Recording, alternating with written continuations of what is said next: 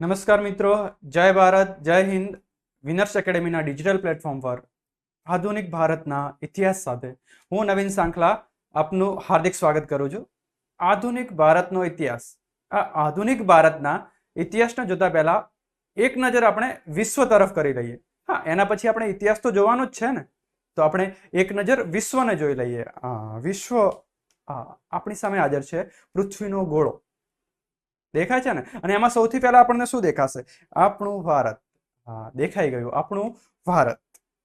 હવે એક સામાન્ય પ્રશ્નથી આપણે શરૂઆત કરીએ. વિશ્વમાં ખંડોની સંખ્યા કેટલી? 7. વિશ્વમાં ખંડોની સંખ્યા કેટલી? ખંડો, જેને ઇંગ્લિશમાં એના માટે શબ્દ વપરાય છે કોન્ટિનેન્ટ. આ ખંડોની સંખ્યા કેટલી? 7.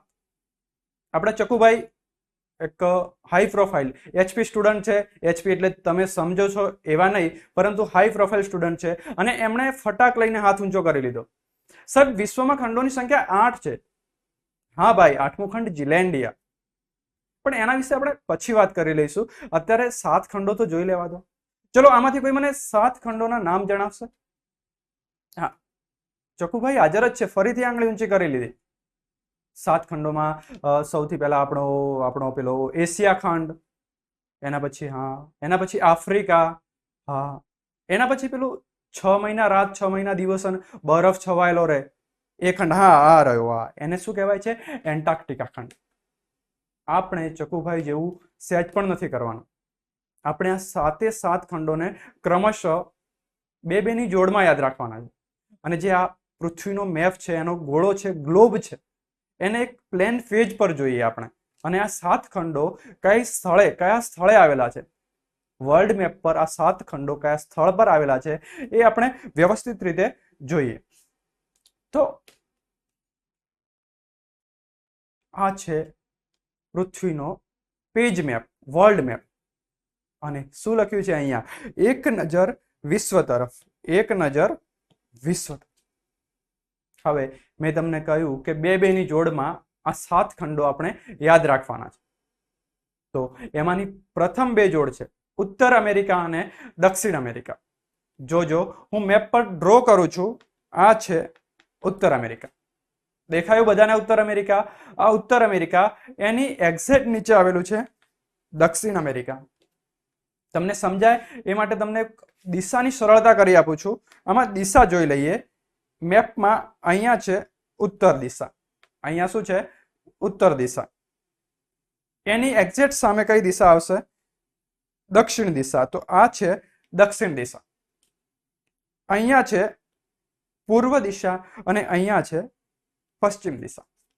તો હવે તમને સમજાશે કે આ ઉત્તર અમેરિકા હોય તો એની દક્ષિણમાં કયો ખંડ હોય? દક્ષિણ અમેરિકા. એટલે ઉત્તર અમેરિકા અને દક્ષિણ અમેરિકા એની એક જોડી થઈ ગઈ. એના પછી જોઈએ યુરોપ અને આફ્રિકાની જોડી. તો યુરોપને જોઈ લઈએ. હું જ્યાં લાઈન ડ્રો કરું છું ત્યાં તમારી નજર હોવી જોઈએ. તમને દેખાશે યુરોપ. જુઓ, આ છે યુરોપ. આ કયો ખંડ છે? યુરોપ. અને એની એક્ઝેક્ટ નીચે આ છે આફ્રિકા. આપણી જોડે 2 જોડી તૈયાર થઈ. એક ઉત્તર અમેરિકા અને દક્ષિણ અમેરિકા. બીજી જોડી કઈ બનશે આપણી? યુરોપ અને આફ્રિકા. ત્રીજી જોડી તૈયાર કરીએ. આ યુરોપ અને આફ્રિકા સિવાયનો જે કંઈ પણ વિસ્તાર છે એ એશિયા ખંડ છે. એ કયો ખંડ છે? એશિયા ખંડ. અને એશિયા સાથે આપણે ઓસ્ટ્રેલિયા લઈશું. એ ખંડનું નામ છે ઓસ્ટ્રેલેશિયા. અને એમાં આવેલો એક દેશ એટલે ઓસ્ટ્રેલિયા. ઓસ્ટ્રેલેશિયાની અંદર ઓસ્ટ્રેલિયા આવશે, એની સાથે ન્યુઝીલેન્ડ આવશે. આ તો કેટલા થયા? જોડી કરીએ તો આ આપણા 6 ખંડો થયા. ઉત્તર અમેરિકા, દક્ષિણ અમેરિકા, યુરોપ, આફ્રિકા, એશિયા અને ઓસ્ટ્રેલેશિયા. 7મો ખંડ. હા, ચકુભાઈ વાળો આપણે બાકી રહી ગયો. કયો ખંડ? પેલો 6 મહિના રાત અને 6 મહિના દિવસ બરફથી છવાયેલો રહે એ ખંડ, એટલે કે એન્ટાર્કટિકા. આ છે એન્ટાર્કટિકા. સાહેબ, આનું નામ એન્ટાર્કટિકા કઈ રીતે પડ્યું? જોઈએ, શાંતિ રાખો, એને પણ આપણે જોઈએ. એના પહેલા એક બીજો પ્રશ્ન તમને કરી લઉં કે પૃથ્વી પર આવેલા મહાસાગરોની સંખ્યા કેટલી? હા, ચકુભાઈ તૈયાર જ છે. સાહેબ, 4 મહાસાગર. કેટલા મહાસાગર છે? 4 મહાસાગર. ચલો નામ બોલો એના. એટલે સાહેબ પહેલા આપણી જોડે આવેલો હિન્દ મહાસાગર. હા, બરાબર. ના, આપણે થોડું એને વિધિસર કે સૌથી મોટો મહાસાગર કયો છે? પેસિફિક મહાસાગર. એને બીજો શબ્દમાં શું કહે છે? પ્રશાંત મહાસાગર. એના પછી છે આર્કટિક, એના પછી છે હિન્દ, અને છેલ્લે છે એટલાન્ટિક મહાસાગર. અને આ ચારે ચાર મહાસાગરોને આપણે મેપમાં જોવાના છે. તો અહીંયા તમને આ શું દેખાય છે? આ છે ઉત્તર અમેરિકા, અને એની નીચે છે દક્ષિણ અમેરિકા, અને એની બાજુમાં આ જે કંઈ પણ પોર્શન દેખાય છે આ છે પેસિફિક મહાસાગર. અને જોજો પૃથ્વી કેવી છે? ગોળ. અને આ પેજને તમે ગોળ એક ઇમેજિન કરો માઇન્ડમાં, કે ગોળને ભેગું કરો તો અહીંયા પણ જો હું લાઈન ડ્રો કરું છું ત્યાં આ પણ શું છે? પેસિફિક મહાસાગર, જેને બીજા શબ્દોમાં શું કહે છે? પ્રશાંત મહાસાગર. તો અહીંયા વર્લ્ડ મેપ પર આપણે પ્રથમ મહાસાગર જોયો, એ કયો છે? પ્રશાંત મહાસાગર, પેસિફિક મહાસાગર. એના પછી છે હિન્દ મહાસાગર. અને હિન્દ મહાસાગર ક્યાં હોય હિન્દની જોડે? તો હિન્દ ક્યાં છે? ભારત. આ ભારતની નીચેના ભાગે આ ભાગ છે હિન્દ મહાસાગરનો. આ ભાગ કયો છે? હિન્દ મહાસાગરનો. એના પછી ત્રીજો મહાસાગર જોઈએ, અને ત્રીજો મહાસાગર છે એટલાન્ટિક મહાસાગર. તો અહીંયા હું તમે ચાર ખંડો જોવાનો પ્રયત્ન કરો. એક છે ઉત્તર અમેરિકા, બીજું છે દક્ષિણ અમેરિકા, ત્રીજું છે યુરોપ અને આફ્રિકા. ચારે ચાર ખંડ દેખાઈ ગયા. આ છે ઉત્તર અમેરિકા, એની એક્ઝેક્ટ નીચે છે દક્ષિણ અમેરિકા, આ છે યુરોપ, અને એની એક્ઝેક્ટ નીચે છે આફ્રિકા, અને એની વચ્ચેનો જે કંઈ પણ ભાગ છે, એની વચ્ચેનો આ જે કંઈ પણ પોર્શન છે આ છે એટલાન્ટિક મહાસાગર. કેટલા મહાસાગર થયા? 3 મહાસાગર થયા. કયા કયા? અહીંયા છે પેસિફિક મહાસાગર, અહીંયા છે હિન્દ મહાસાગર, અહીંયા છે એટલાન્ટિક મહાસાગર. ચોથો બાકી રહ્યો, અને ચોથો મહાસાગર છે આર્કટિક મહાસાગર. અને આર્કટિક મહાસાગર ક્યાં છે? તો પૃથ્વીના ઉપરના ભાગે ઉત્તર ધ્રુવ પર આ ભાગે કયો મહાસાગર છે? આર્કટિક મહાસાગર. હવે આર્કટિક મહાસાગરની એક્ઝેક્ટ વિરોધમાં, આર્કટિક મહાસાગરની એક્ઝેક્ટ વિરોધમાં એની એન્ટી દિશામાં, એટલે કે એન્ટી આર્કટિક, એને શું કહે છે? Anti Arctic. આ એન્ટી આર્કટિક મહાસાગરની વિરોધ દિશામાં, એટલે કે એન્ટી આર્કટિક, આ એન્ટી આર્કટિક શબ્દનું અપભ્રંશ કરીને આપણે શું કરી દીધું? એન્ટાર્કટિકા ખંડ. સમજાઈ ગયું ને કે આ એન્ટાર્કટિકા ખંડ શબ્દ કઈ રીતે થયો? હવે જોજો, આપણે આધુનિક ભારતના ઇતિહાસ તરફ જઈએ છીએ. ક્યાં જઈએ છીએ? આધુનિક ભારતના ઇતિહાસ તરફ. મિત્રો, તમને ખબર જ હશે કે પ્રાચીન સમયથી ભારત વિશ્વના દેશો સાથે વ્યાપાર કરતો આવ્યો છે. હડપ્પા સંસ્કૃતિ, એ પ્રાચીન સંસ્કૃતિમાં ભારતનો વેપાર મેસોપોટેમિયા, ઈરાક સાથે ચાલુ હતો. આ ભારત દેશ એના આધુનિક ભારતના ઇતિહાસની વાત કરવાની છે. અને એ સમયે ભારતનો યુરોપ સાથેનો વેપાર ચાલુ હતો. અને વેપાર કઈ રીતે હતો એ જોઈએ. આ યુરોપ, આ કયું છે? યુરોપ. આ ભારતનો વેપાર ઈરાક ઈરાન સાથે ચાલતો. કોની સાથે ચાલતો? ઈરાક ઈરાન સાથે. અને આ ઈરાક ઈરાનથી ભારતના મરી મસાલા, માલ સામાન ક્યાં સુધી પહોંચતા? આ માર્ગે યુરોપ સુધી પહોંચતા. પરંતુ 1453, કયું વર્ષ યાદ રાખજો? 1453. આ 1453માં કંઈક એવી ઘટનાઓ બનવા પામે છે કે ઇન્ડિયાનો આ યુરોપ સાથે, જે ઇન્ડિયાથી યુરોપ સુધી માલ સામાન જાય છે, એનો મુખ્ય માર્ગ એટલે કે તુર્કી, અને તુર્કીનું એક સ્થળ એટલે કે કોન્સ્ટેન્ટિનોપલ, અને એના પર ઉસ્માનિયા સલ્તનત, ઓટોમન સામ્રાજ્ય, એના કારણે એનું પતન થાય છે. કોન્સ્ટેન્ટિનોપલનું પતન થાય છે, અને આ ભારત સાથેનો વેપારનો એક યુરોપનો એક માર્ગ બંધ થાય છે. કયું વર્ષ છે? 1453. અને તમે ભારતનો ઇતિહાસ, ભારતની સંસ્કૃતિમાં ઝાંખો. એ સમયે ભારત સોને કી ચિડિયા કહેવાતું હતું. જહાં ડાલ ડાલ પર સોને કી ચિડિયા કરતી બસેરા, वो भारत देश है मेरा, वो भारत देश है मेरा, કે જે ભારત સોને કી ચિડિયા કહેવાતું. અને ત્યાંના મરી મસાલાનો સ્વાદ આ યુરોપના લોકોની દાઢમાં રહી ગયો, અને એમને ગમે તે કરીને ભારત સાથે વેપાર કરવો છે, ત્યાંથી મરી મસાલા મેળવવા છે, ભારત જવાનો રસ્તો શોધવો છે ગમે તે કરીને. અને એના માટે યુરોપના લોકો પ્રયત્ન કરે છે, પરંતુ એમને ઝડપથી સફળતા મળે એવું તો નક્કી નથી. અને એના માટે એક વ્યક્તિ, અને એ રસ્તો શોધતા શોધતા વર્ષ થઈ જાય છે 1492, અને 1492માં આ યુરોપ ખંડ, અને યુરોપ ખંડની અંદર એક દેશ, એ દેશ એટલે ઇટલી, અને ઇટલીથી એક વ્યક્તિ ભારત દેશની શોધમાં, ઇન્ડિયા, એશિયા, ખાસ કરીને એશિયાની શોધમાં નીકળે છે. અને વ્યક્તિનું નામ છે, કયો દેશ છે?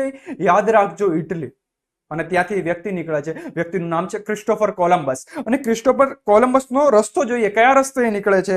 તો અહીંથી પસાર થઈ અને અહીંયા સુધી આ એટલાન્ટિક મહાસાગરમાં આવે છે. એ ક્યાં સુધી પહોંચ્યો છે? એટલાન્ટિક મહાસાગર સુધી. પણ થાય છે એવું, એ આગળ રસ્તો ભટકી જાય છે, બરાબર. અને એ આ રસ્તે ક્યાં સુધી પહોંચી જાય છે? આ ઉપર કયો ખંડ આવેલો છે? ઉત્તર અમેરિકા. અને ત્યાંના એક ટાપુ પર પહોંચી જાય છે. એને એવું થાય છે કે હું ઇન્ડિયા પહોંચી ગયો. ખરેખર એ ઇન્ડિયા પહોંચ્યો છે? તમને શું લાગે છે ત્યાં ઇન્ડિયા છે? ના, નથી, ઇન્ડિયા નથી. એ છે ઉત્તર અમેરિકા. અને ઉત્તર અમેરિકાની પ્રાચીન પ્રજા ઓળખાય છે રેડ ઇન્ડિયન્સ તરીકે. એટલે એને એવું લાગ્યું હું ઇન્ડિયા પહોંચી ગયો. અને એ જે ટાપુ પર પહોંચ્યો, એ ટાપુનું નામ છે વેસ્ટ ઇન્ડિઝ. આ વેસ્ટ ઇન્ડિઝ દેશને તમે ઓળખતા જશો. આ વ્યક્તિ કોણ હતો? ક્રિસ્ટોફર કોલંબસ, જેણે અમેરિકા ખંડની શોધ કરી. પરંતુ નસીબ જોગ અમેરિકાનું નામ તેના સંશોધક એટલે કે આ ક્રિસ્ટોફર કોલંબસના નામ પરથી રાખવામાં નથી આવ્યું. તેનું નામ ત્યાંના સંશોધન કરતા, એમનું નામ છે અમેરિગો વેસ્પ્યુચી, અને એમના નામ પરથી અમેરિકાનું નામ રાખવામાં આવ્યું છે. અને આ ક્રિસ્ટોફર કોલંબસ, એમના નામને ન્યાય આપવા માટે, એમને ઇતિહાસમાં યાદ કરવા માટે, અમેરિકાનું કેપિટલ છે વોશિંગ્ટન ડીસી. એનો અર્થ થાય છે વોશિંગ્ટન ડિસ્ટ્રિક્ટ ઓફ કોલંબિયા. આ કોલંબિયા અને કોલંબસ સાથે કંઈક મેળ છે એવું લાગે છે. હા. અને તમને કલ્પના ચાવલા યાદ આવશે, ભારતની પ્રથમ અવકાશયાત્રી, મહિલા અવકાશયાત્રી કહેવાય. અને એ અવકાશયાત્રી કયા યાનમાં સફર કરી હતી? તો એ યાનનું નામ હતું કોલંબિયા યાન. કોલંબિયા અને કોલંબસ ક્યાંક મેળ થાય છે ને? હા. હવે શું થયું? આ ઘટના ક્યારની હતી? 1492ની. ક્રિસ્ટોફર કોલંબસ ઇટલીથી નીકળે છે, પહોંચી જાય છે વેસ્ટ ઇન્ડિઝ. અહીંયા ભારત મળતું નથી. એના પછી એક અન્ય વ્યક્તિ પ્રયત્ન કરે છે. આ યુરોપ નામનો ખંડ, આ યુરોપની અંદર જ એક દેશ આવેલો, પોર્ટુગલ. અહીંયા તમને દેખાશે આ દેશ કયો છે? પોર્ટુગલ. અને આ પોર્ટુગલથી એક વ્યક્તિ નીકળે છે. એ વ્યક્તિનું નામ શું? જોઈશું. એ વ્યક્તિને નીકળવા દો, એ જો ભારત સુધી પહોંચી જાય તો એમનું નામ આપણે જાણી લઈશું. અને એ વ્યક્તિ ક્યાંથી નીકળે છે? પોર્ટુગલથી. ચલો, એ પોર્ટુગલથી નીકળ્યો. એને એક માઇન્ડમાં સેટ કર્યું કે હું કિનારે કિનારે ચાલું તો થોડું સારું રહેશે. એ કિનારે કિનારે ચાલે છે, નીકળી અને અહીંયા સુધી પહોંચે. ત્યાં જઈને પૂછે છે કે ધીસ ઇઝ ધ ઇન્ડિયા. આ ભારત છે? અરે યાર, અહીંયા ભારત ક્યાંથી હોય? આગળ તમે ક્યાંક શોધો, સંશોધન કરો, અહીંયા ભારત ક્યાંથી હોય? એ હજુ આગળ ચાલે છે, હાર નથી માનતો. કોણ છે? નામ તો આપણે પછી જોવાનું છે. એ આ રસ્તે અહીંયા સુધી પહોંચે છે. ફરીથી અહીંયા પૂછે છે કે અહીંયા ભારત છે? ના, અહીંયા ભારત ક્યાંથી હોય? તમે આગળ સંશોધન કરો, આગળ જુઓ, તમને કદાચ ભારત મળી જાય. અને આમ કરતા કરતા એ અહીંયા સુધી પહોંચે છે. આ દેશનું નામ તમને શું છે? આ કયો દેશ છે? આ દેશ છે સાઉથ આફ્રિકા, દક્ષિણ આફ્રિકા. અને દક્ષિણ આફ્રિકાને છેડે પહોંચે છે. અને ત્યાં જઈને પૂછે છે, ત્યાં એટલે કે આ દક્ષિણ આફ્રિકાના છેડે અહીંયા જઈને પૂછે છે કે અહીંયા ઇન્ડિયા છે, ભારત છે અહીંયા? એટલે ત્યાં આપણા બે વ્યક્તિઓ ફરતા હોય છે. અને બે વ્યક્તિનું નામ છે કાનજી માલમ અને મોહમ્મદ ઇબ્ન મજીદ. જો કઈ રીતે આ આપણું ભારત રહ્યું. આ શું છે? આપણું ભારત. આ ભારતનો મેં નાનો વિસ્તાર દર્શાવ્યો, અને એની આજુબાજુનો પ્રદેશ. તો એ જે તે સમય આપણે આ જે વહાણ, એની જે ટેકનોલોજી, એની અંદર આગળ જતા. જે તે સમય તમે એક ગીત સાંભળ્યું હશે, હાજી કાસમ તારી વીજળી રે મધદરીએ વેરણ થઈ. તો જે તે સમય આપણી જોડે બહુ ટેકનિકલ વહાણ વટાઓ અને નાવિકો હતા. કાનજી માલમ અને મોહમ્મદ ઇબ્ન મજીદ, એ બંને જણા ક્યાં હતા? અહીંયા સાઉથ આફ્રિકામાં આ જગ્યા પર ક્યાંક હશે. અહીંયા સાઉથ આફ્રિકાનું એક સ્થળ આવેલું છે, કેપ ઓફ ગુડ હોપ. અને એને ક્રોસ કરીને આગળ પૂછે છે કે ભાઈ અહીંયા ઇન્ડિયા છે? ના, ઇન્ડિયા નથી, અહીંયા ભારત નથી. પરંતુ તમારે ભારતનું કામ શું છે? અમે તમને ભારત સુધી પહોંચાડી શકીએ છીએ. બે વ્યક્તિ કોણ છે? મોહમ્મદ ઇબ્ન મજીદ અને કાનજી માલમ. અને એમની મદદથી આ વ્યક્તિ, હા એમને મળી ગયું છે કે આ વ્યક્તિને તો ખબર જ છે આ મોહમ્મદ ઇબ્ન મજીદ અને કાનજી માલમ અમને ઇન્ડિયા પહોંચાડી દેવાના છે, એટલે અહીંયાથી આ વ્યક્તિ સીધો ક્યાં પહોંચી જાય છે? ભારત. અને ભારતના એક બંદરે ઉતરે છે. કયા બે વ્યક્તિની મદદથી? મોહમ્મદ ઇબ્ન મજીદ અને કાનજી માલમની મદદથી. અને એ વ્યક્તિનું નામ છે વાસ્કો દ ગામા. અને એ વાસ્કો દ ગામાને અહીંયા ભારત સુધી પહોંચતા સુધી વર્ષ આવી જાય છે 1458. આ વાસ્કો દ ગામા ક્યાં ઉતરે છે? તો કેરળના કાલિકટ બંદરે. આ ભારતની અંદર કેરળ નામનું રાજ્ય, અહીંયા કેરળ રાજ્ય અને ત્યાંનું એક કિનારાનું બંદર કાલિકટ બંદર. અને એ સમયે ત્યાં જામોરીન નામના, જામોરીન જેનો અર્થ સામુદ્રિક થાય છે, અને આ સામુદ્રિક નામના રાજાનું શાસન હોય છે. અને એના દરબારમાં આ વાસ્કો દ ગામા હાજર થાય છે. આ વાસ્કો દ ગામા ક્યાંથી નીકળ્યો હતો? તો અહીંયા પોર્ટુગલથી. ક્યાંથી નીકળ્યો હતો? પોર્ટુગલથી. સફળતા મળી. હા, યુરોપના કોઈક વ્યક્તિને સફળતા મળી તો ખરા જ. અહીંયા આપણો પ્રશ્ન બને છે કે ભારતમાં આવનાર, આધુનિક ભારતમાં આવનાર પ્રથમ યુરોપિયન વ્યક્તિ કોણ? તો પોર્ટુગીઝ બનશે, કારણ કે વાસ્કો દ ગામા ક્યાંથી આવ્યો હતો? પોર્ટુગલ નામના દેશથી. તો ભારતમાં આવનાર પ્રથમ યુરોપિયન પ્રજા કઈ બનશે? પોર્ટુગીઝ પ્રજા બનશે. હવે આ 1498 પછીના સમય ધીરે ધીરે આ પોર્ટુગીઝો એક પછી એક કરીને આવે છે. ધીરે ધીરે કરતા એ ગોવા પર કબજો કરે છે. એ આપણે આગળ જોઈશું. પરંતુ એક દ્રષ્ટિએ અહીંયા હું એવું કહેવા માંગુ છું, આ પોર્ટુગીઝોનો ભારત સાથે બહુ વ્યવસ્થિત વેપાર ચાલતો હતો.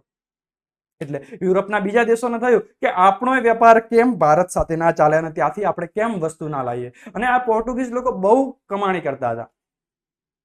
એટલે ત્યાંનો એક દેશ હોલેન્ડ, અને હોલેન્ડની પ્રજા નેધરલેન્ડ, હોલેન્ડ, ત્યાંની ડચ પ્રજા, અને એમણે ભારત તરફ એન્ટ્રી કરી. એમણે પણ ભારતના કિનારાના પ્રદેશોમાં, ભારતના કેટલાક પ્રદેશોમાં વેપાર ચાલુ કર્યો. જુઓ, પોર્ટુગીઝો ક્યારે આવ્યા હતા?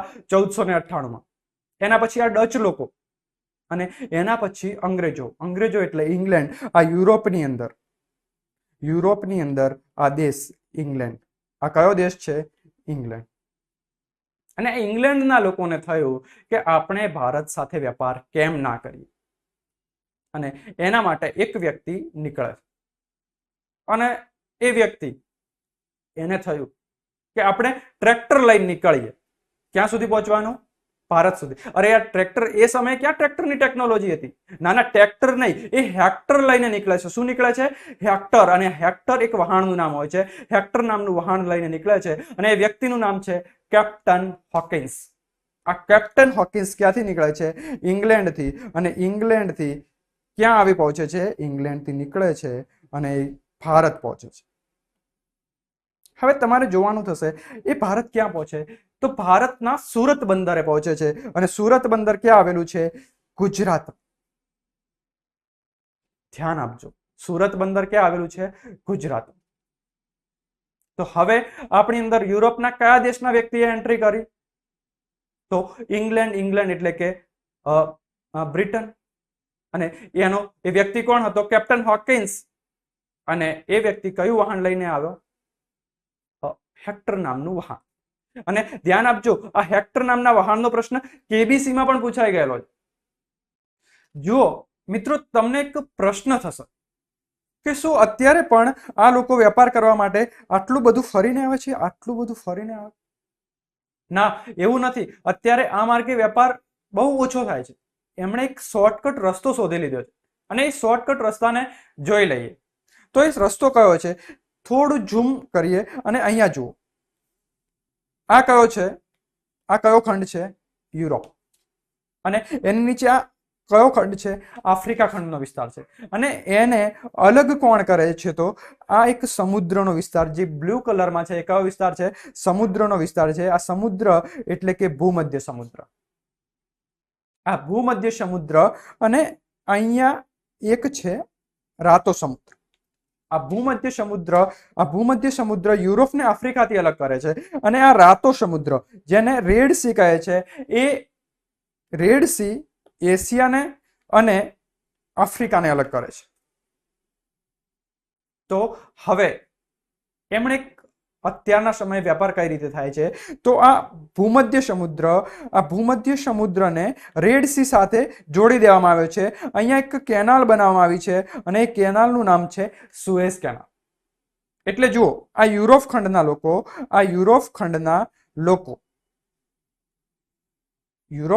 લોકો અહીંયાથી સીધા સુએઝ કેનાલ મારફતે, કઈ કેનાલ મારફતે, ભૂમધ્ય સમુદ્રમાંથી સુએઝ કેનાલ મારફતે ક્યાં પહોંચશે, ભૂમધ્ય સમુદ્રને. અને ભૂમધ્ય સમુદ્રમાંથી સીધા ક્યાં પહોંચી જશે, અહીંયા નીચે. અને આ નીચે શું આવી ગયું છે, અરબ સાગર. એટલે અત્યારે એમનો વેપારનો માર્ગ કયો બનશે, તો અત્યારે એમનો વેપારનો માર્ગ બનશે આ ભૂમધ્ય સમુદ્રથી રાતા સમુદ્રમાં, અને રાતા સમુદ્રથી અહીંયા ક્યાં આવી જશે, અરબ સાગરમાં, અને અહીંયાથી સીધા જ ક્યાં પહોંચી જશે, ઇન્ડિયા. તો અત્યારે જે તે રસ્તાનું, આટલું ફરીને આવવાનો રસ્તાનો ઉપયોગ નથી કરતા. આ સુએઝ કેનાલ કયા બે સમુદ્રને જોડે છે, આ પણ એક પ્રશ્ન બને છે આપણો. તો કયા બે સમુદ્રને, ભૂમધ્ય સમુદ્ર અને રાતો સમુદ્ર. ભૂમધ્ય સમુદ્ર કયા બે ખંડોને અલગ પાડે છે, તો ભૂમધ્ય સમુદ્ર આફ્રિકા અને યુરોપને અલગ પાડે છે, જ્યારે રાતો સમુદ્ર એશિયા અને આફ્રિકાને અલગ પાડે. અને એવું એક બીજું સ્થળ છે, જો એક હું તમને પ્રશ્ન કરું કે અહીંયા મેક્સિકોમાં કોઈ વ્યક્તિ છે અને એ વ્યક્તિને અહીંયા બ્રાઝિલમાં પહોંચવું છે, તો એને શું કરવું પડે, કેટલું ટ્રાવેલિંગ કરવું પડે, શું આ એ ફરીને આ રીતે આમ આવશે? પહેલા તો એ જ કરવું પડતું હતું, આ રીતે જ ફરવું પડતું હતું. પરંતુ અહીંયા જો આ કેવો ભાગ દેખાય છે, એકદમ સાંકડો ભાગ દેખાય છે. આ ભાગ કેટલો છે, બહુ સાંકડો છે. અને અહીંયા આ વિસ્તારમાં એક દેશ આવેલો છે, એ દેશ પનામા દેશ. અને પનામા દેશમાંથી એક કેનાલ આ રીતે બનાવી દીધેલી છે. અને એ કેનાલની મારફતે સીધા જ મેક્સિકોના લોકો કેટલા શોર્ટ માર્ગે આ રીતે કરી અને ક્યાં સુધી પહોંચી જવાય છે, બ્રાઝિલ સુધી. જુઓ કેટલો ટ્રાવેલિંગનો કેટલો સમયગાળો ઘટી ગયો. તો આ કઈ કેનાલ છે, પનામા કેનાલ. તમને કદાચ પ્રશ્ન પૂછાય કે આ પનામા કેનાલ કયા બે મહાસાગરોને જોડે છે, તો કયા બે મહાસાગરો તમારી સામે હાજર જ છે. અહીંયા છે પેસિફિક મહાસાગર અને અહીંયા છે એટલાન્ટિક મહાસાગર. આ પેસિફિક મહાસાગર અને એટલાન્ટિક મહાસાગરને કોણ જોડશે, પનામા કેનાલ. કોણ જોડશે, પનામા કેનાલ. થોડું આપણે વિષયથી બહાર ગયા, હવે ફરીથી આપણે આધુનિક ભારતના ઇતિહાસ તરફ જઈએ. જો અહીંયા યુરોપની 3 પ્રજાઓ આવી આપણી સામે. સૌપ્રથમ આવનાર પ્રજા કોણ બનશે, સૌપ્રથમ આવનાર પ્રજા બનશે પોર્ટુગીઝો, એના પછી ડચ લોકો, અને એના પછી આ અંગ્રેજો, જે ક્યાંથી આવ્યા હતા, ઇંગ્લેન્ડ નામના દેશથી. અને આ કેપ્ટન હોકિન્સ હેક્ટર નામના જહાજમાંથી એ જહાજ લઈને એ વ્યક્તિને ભારત સુધી આવતા 1608 થઈ ગયા. એની પાછળનો ઇતિહાસ બહુ જોરદાર છે કે 1600 ની અંદર ઇંગ્લેન્ડની અંદર ઈસ્ટ ઇન્ડિયા કંપનીની સ્થાપના થાય છે, વેપારીનો એક મંડળ. અને એ લોકો નક્કી કરે છે કે આપણે ગમે તે કરીને ભારત પહોંચવું, અને એની એ પ્રયાસોના ભાગરૂપે અહીંયા ભારત સુધી કોણ પહોંચે છે, કેપ્ટન હોકિન્સ હેક્ટર નામના જહાજમાં. એ પછી આ અંગ્રેજોને વેપાર કરતા જોઈ અને ફ્રેન્ચો વિચારે છે. ફ્રેન્ચો એટલે કયો દેશ થયો, ફ્રાન્સ. ક્યાં આવેલું છે, યુરોપમાં. એમને પણ થયું કે આપણે ભારત સાથે કેમ વેપાર ના કરીએ, અને એ પણ ભારત સાથે વેપાર માટે એન્ટ્રી કરે. અને સંજોગો વસાત એવું બને છે કે ભારતની અંદર બધા જે પોર્ટુગીઝ લોકો છે, ઇંગ્લેન્ડના અંગ્રેજો છે અને ફ્રાન્સના ફ્રેન્ચો છે, એમની વચ્ચે યુદ્ધો થાય છે. અને જે તે યુદ્ધમાં છેલ્લે અંતે અંગ્રેજો ફાવી જાય છે. કોણ ફાવી જાય છે, અંગ્રેજો. અને એ કંઈક ગમે તે કરીને કંઈક કરતા કરતા ધીરે ધીરે ભારતના પ્રદેશો પર શાસન કરવાની શરૂઆત કરે છે. તો એ કઈ રીતે, એ યુદ્ધો કેવા હતા અને કયા સમયે કઈ રીતે એ યુદ્ધો થયા હતા, અને કઈ રીતે આ અંગ્રેજો ભારત પર કબજો કરી લે છે, એના પર પોતાનો અધિકાર જમાવે છે, એના પર શાસન કરવાની શરૂઆત કરે છે, એ જોઈશું આપણે આધુનિક ભારતના ઇતિહાસમાં. અને એ માટે તમારે જોતા રહેવું પડશે આધુનિક ભારતના ઇતિહાસના અન્ય લેક્ચરો. Thank you. ભારત માતા કી જય.